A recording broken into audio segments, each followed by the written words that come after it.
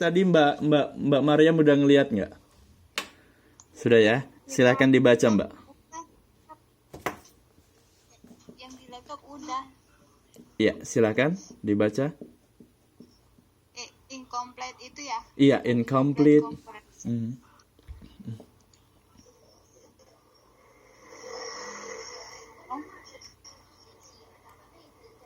Incomplete kok. Iya, benar Mbak. Silakan dibaca Mbak.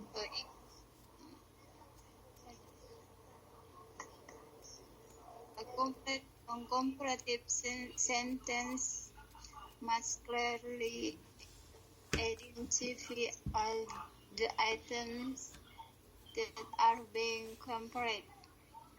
This will help to ensure the comparison is complete. Complete comparative sentences also help to strengthen the delivery and clarification of the comparisons. Below are some examples. Incomplete comparisons.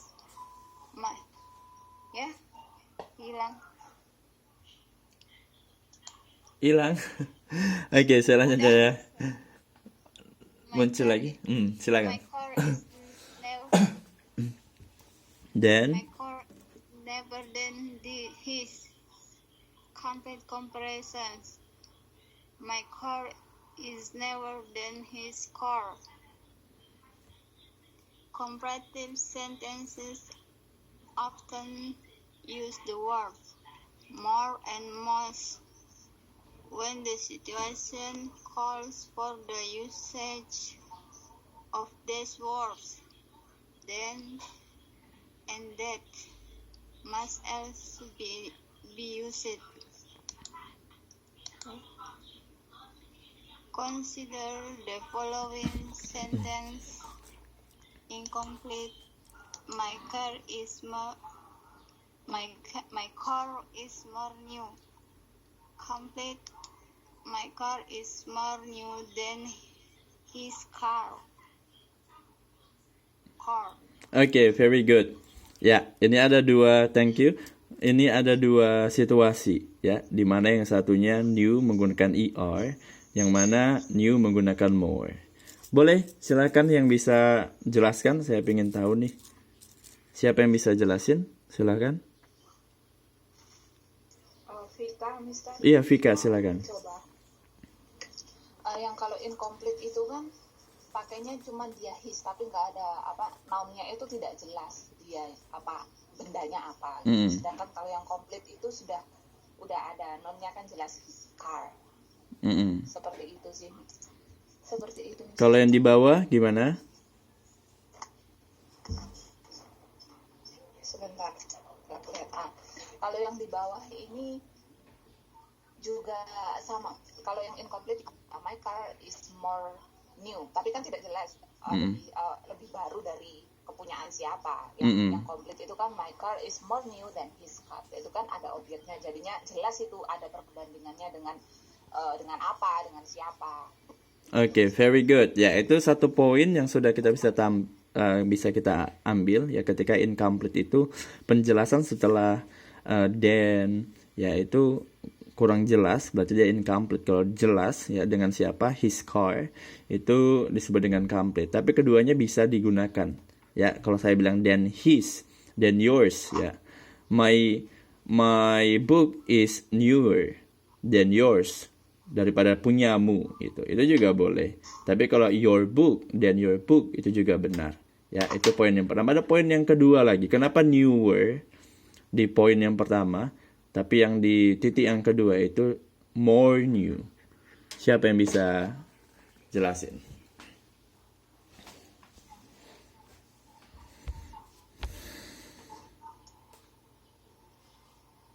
Vika, Mister. Silakan, Vika.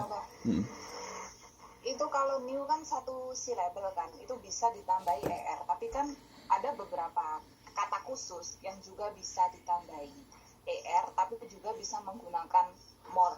Seperti new ini salah satunya, karena itu kan pakai newer itu bisa, pakai more new itu juga bisa. Iya, benar. Thank you Pak banget Mbak Vika.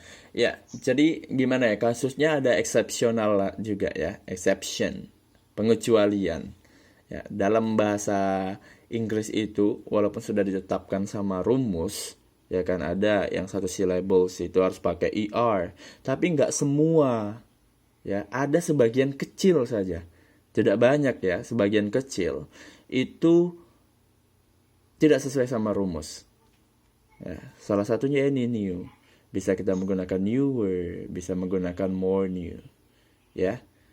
Jadi itu exception di dalam bahasa. Perlu kita ketahui bahasanya exception ini atau pengecualian ini juga nggak terlalu banyak jumlahnya, cuma sebagian kecil saja. Tapi perlu kita ketahui bahwasanya ada hal yang di pengecualian gitu. Dan ini biasanya yang pengecualian ini yang sering masuk ke dalam ujian untuk sebagai soal jebakan. Jadi bisa dua-dua ya, newer sama more new. Walaupun dia cuma satu syllable atau satu suku kata. Syllable itu suku kata. Okay, any question of this? Ada? So far, good. So far so good. Okay, we can go further to the next slide. Okay, describing picture. Ya, ini udah kita menggunakan describing picture. Udah topik yang kedua. Jadi saya simpulkan lagi lah. Topik yang pertama tadi yaitu tentang comparison. Ya, comparisonnya yang dibandingkan itu biasanya kan ada 3. Ada positif yang menggunakan S, bla bla bla S. Kemudian yang kedua itu ada comparative degree yang menggunakan ER atau more. Kemudian ada than. Yang ketiga itu superlative degree yang menggunakan most atau EST, ya kan. Nah, yang ketiga ini nggak dibahas di sini karena di sini judulnya kita fokus kepada membandingkan 2 hal. Berarti ada positive degree sama comparative degree. Ingat, positive degree selalu polanya S, blank blank blank, blank blank blank S. Tapi bisa juga diganti menjadi the same kayak gitu. Ya, dan lain-lain yang kita pelajari. Sementara kalau kita membicarakan tentang comparative degree itu kalau yang satu syllable menggunakan ER kemudian than. Kalau yang lebih dari satu yaitu more, ya. Kemudian ada than setelahnya. Okay? So we go to the describing picture topic. Yeah, we have some principle here. Silakan dibaca Mbak Sri Mulyani.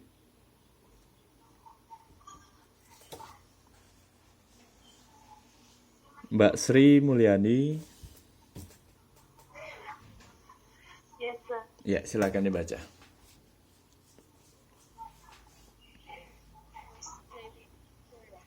Ya.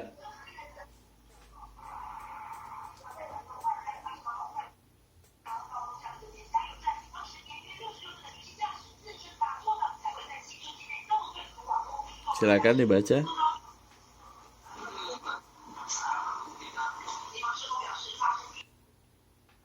Oke. Coba yang lain deh yang bisa baca. Yang mau jadi volunteer baca ini silakan. Vika, Mister. Iya. Oke, Vika dulu ya. Saya nggak tahu sayanya siapa ini. Vika dulu silakan. Describing picture. Principles. Student often asks, but how do I write a purely descriptive essay? What's the point of description? What's so different about it? There are 3 characteristics of a purely descriptive essay which are worthy of remembering. A descriptive essay has one clear dominant in present.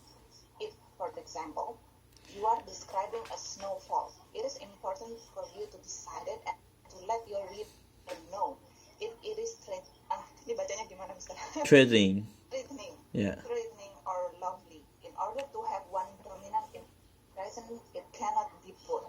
The dominant impression guides the author's selection of detail and is thereby made clear to the reader in the crisis sentence. A descriptive essay can be objective or subjective, giving the author a wide choice of diction and attitude. For instance,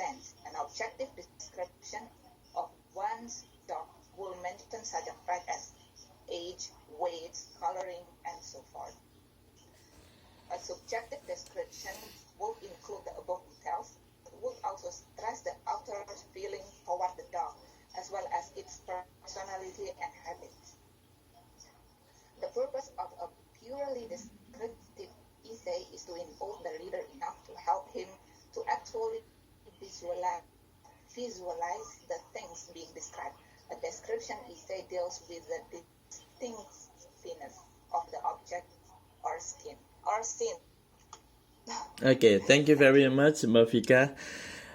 Ada pertanyaan, ada yang mau jelaskan? Ada yang bisa jelasin? Vika, Mister. Oke, silakan. Jadi kalau kita mau membuat deskriptif essay itu kita harus punya satu yang dominan impression gitu. Misalnya kita ingin mendeskripsikan itu sesuatu yang baik atau kurang baik. Gitu. Jadi salah satu, nggak bisa dua-duanya. Misalnya untuk menjelaskan di sini kan snowfall kan, air terjun itu apa yang indah atau yang kurang indah atau bagaimana. Sebagai penulis kan kita bisa memilih salah satunya untuk mendapatkan dominan impression itu tadi. Oke, very good. Yaitu poin penting ya ketika kita membuat descriptive text atau descriptive essay. Ada lagi yang lain?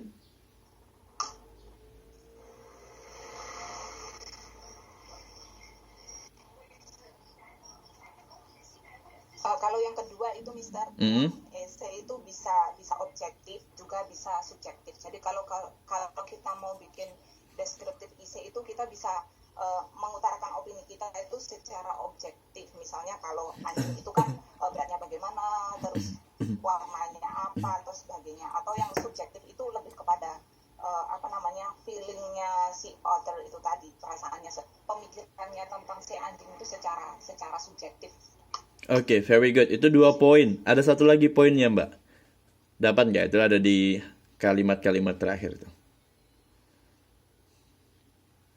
Tujuannya apa dia? Yang to involve the reader enough to help him to actually visualize the thing being described. Jadi di sini juga kita penulis itu mengajak pembaca untuk bisa memvisualisasikan gitu tulisannya gitu ke dalam seperti membahas tentang apa. Jadi itu sebagai reader itu kita bisa menangkap kesannya dan bisa menggambarkan ternyata seperti ini. Very good explanation. Ya, sudah dijelaskan sama Mbak Vika 3 poin penting ya dalam describing picture. Saya menambahin ini ya, bahwasanya kalau describing pictures itu kita lihat dulu gambarnya itu bagaimana ya. Kira-kira ada apa saja di situ ya. Sifat-sifatnya atau karakter dari benda-bendanya itu gimana? Baik itu warnanya, bentuknya ya. Kita juga bisa mengimajinasikan gimana situasi dari gambar tersebut. Ya kan? Situasinya bagaimana? Biasanya kalau malam ya lagi ada salju itu gimana? Kita kan tahu dingin misalnya. Buat kita harus gunain pakaian tebal itu. Nah, bagaimana kita bisa mengetahui itu? Yaitu dengan observasi.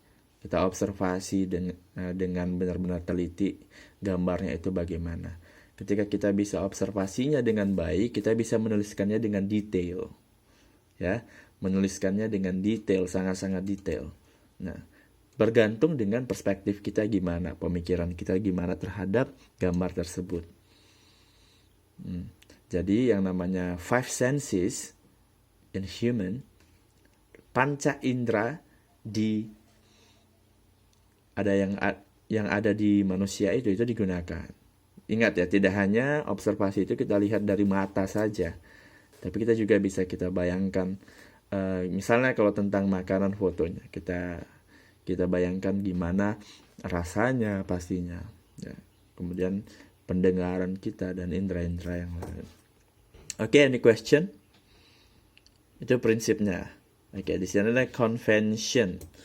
Silakan dibaca Mbak Nurhayati.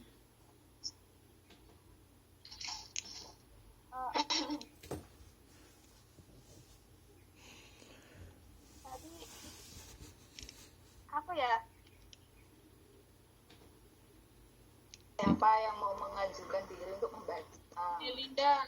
Oke, silakan Mbak Melinda. Convention sekarang ya. Okay. The descriptive essay relies on concrete sensory detail to communicate its point. Remember, we have 5 senses, not 1 or 2. The author of a descriptive essay must carefully select his detail to support the dominant impression. The description very often relies on emotion to convey its point. Because of this, verbs, adverbs, and adjectives convey more to the reader than do nouns. Unless the description is objective, you must be sure that the dominant impression conveys an attitude. Oke. Bisa dijelaskan Mbak Melinda?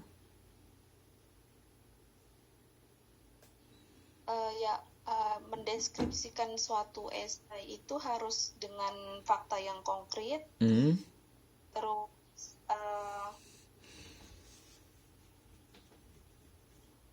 tidak ada sensor mungkin ya, apa ada sensor komunikasi.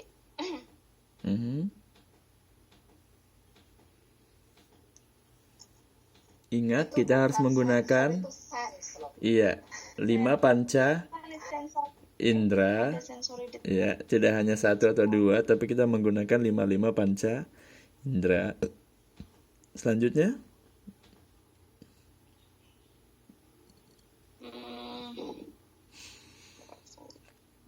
deskripsikan esai dengan harus yang paling baik, selektif, mendetail,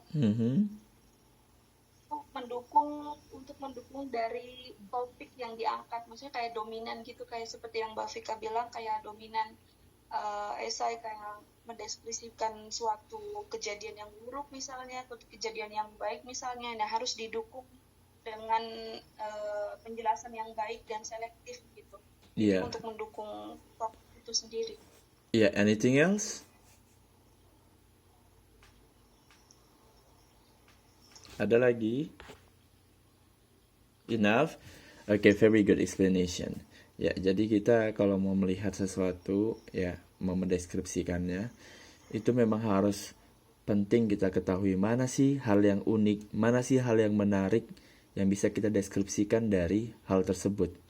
Ya, kita harus pikirkan itu, karena kita mau mendeskripsikan sesuatu pastinya mau dibaca sama orang. Contohnya kalau tugas mendeskripsikan sesuatu, ya kan, kita mau ngasih tutor kita atau dosen kita gambaran tentang apa yang kita buat deskripsinya gitu. Jadi semakin orang yang baca itu tertarik, kemudian cara pendeskripsiannya benar gitu, pastinya lebih baik deskripsinya. Oke, kita lanjutkan. Ini ada strategisnya. Oke, silahkan Mbak siapa nih? Siapa aja yang mau yang jadi volunteer? Biar kebagian, mana tahu ada yang nggak kebagian tadi. Mbak Umi belum hadir juga ya? Saya Fer. Oke.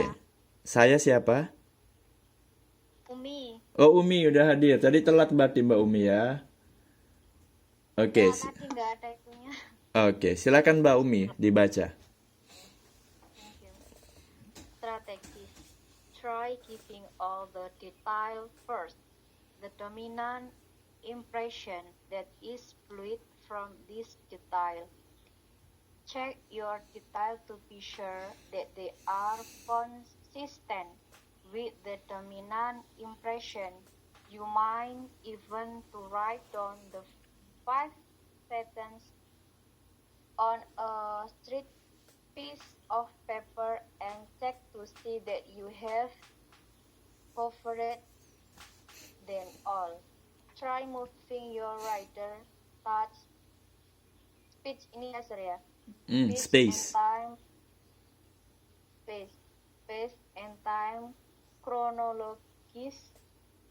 For instance, you might want to describe train right from start to destination, or a steam from Ithaca to the point at which it joined in the river. Use then and now to show despite change or improvement, the house where you grew up might not be a rambling street. The variation of this strategy are at least select an emotion and try to describe it. It might be more difficult to get started, but it is can be worthwhile. Oke. Ya, jadi ini strategisnya. Thank you Mbak Umi. Ada yang mau jelasin? Di situ ada dominant impression. Jadi gimana ketika kita melihatnya, perasaan kita itu gimana, ya kan? Pengamatan kita itu gimana? Yang dominan itu tentang apa yang mau kita deskripsikan. Oke, dan ada di situ kuncinya ada space and time chronologically. Ya, kita harus bisa mendeskripsikan juga ruangnya itu gimana, ya.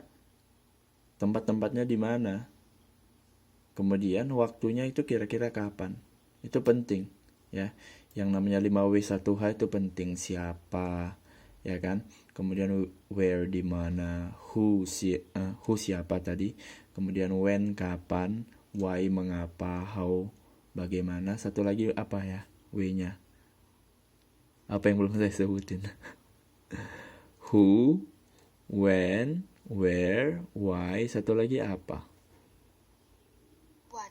Iya, what, apa, ya. Apa-apa yang terjadi, misalnya seperti itu. Dan tambah satu, hanya how. Itu penting, ya, ketika kita mendeskripsikan sesuatu. Tentunya ketika kita mendeskripsikan sesuatu, yang penting juga adalah karakter, sifat-sifat dari benda-benda tersebut atau hal-hal tersebut. Misalnya dia cantik, bersih, rapi, itu dijelaskan. Biar benar-benar terimajinasi terhadap apa yang kita sampaikan terhadap pembaca, ya kan? Kalau misalnya lihat ruangannya catnya itu gimana, bahkan kalau ada di temboknya itu sedikit coretan, itu bisa dijelaskan juga dalam deskripsi, ya kan? Temboknya ada warna putih, kemudian ada tulisan di situ apa gitu, sepertinya ada anak kecil yang telah mencoret di dinding itu, kayak gitu. Kemudian dijelaskan warnanya tidak hanya putih, mungkin ada warna krem. Nah, masih bagus kah atau sudah lusuh? Nah, itu harus dijelaskan biar benar-benar terdeskripsikan apa yang ada di dalam ruangan tersebut. Oke, di sini ada contoh, ya, ini ada painting, ya. It's a painting of two people in a forest. Nah, the forest looks strange and threatening. The man is in the bottom left corner of the picture. Yeah. He's wearing a red pullover and blue trousers and carrying a brown bag. He's holding a branch in his right hand. Oke. Tapi itu belum selesai semua itu. Ada beberapa lagi nih.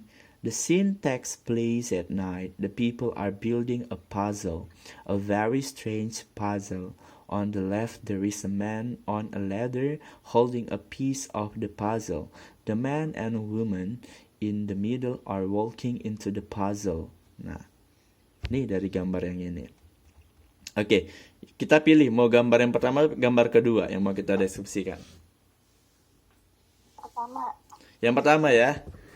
Oke, saya kasih waktu 10 menit buat satu paragraf yang mendeskripsikan dengan tentang picture ini. Ya, nanti langsung di grup WA kita dikirim. Nanti saya pilih yang terbaik 3 orang, itu saya dapat kasih poin partisipasi yang 3 poin. Oke, paham ya? Ini tuh Mister yang gambar hutan itu ya Mister? Iya, gambar hutan, ada cowok, ada cewek di situ. Oke, tolong dideskripsikan warna ininya, apa namanya, langitnya. Kemudian ada pohon yang gundul itu kan. Kira-kira kalau pohon yang gundul itu gara-gara apa gitu. Dijelaskan. Ekspresi dari orangnya itu bagaimana. Oke? Paham ya? Oke, 10 minutes from now.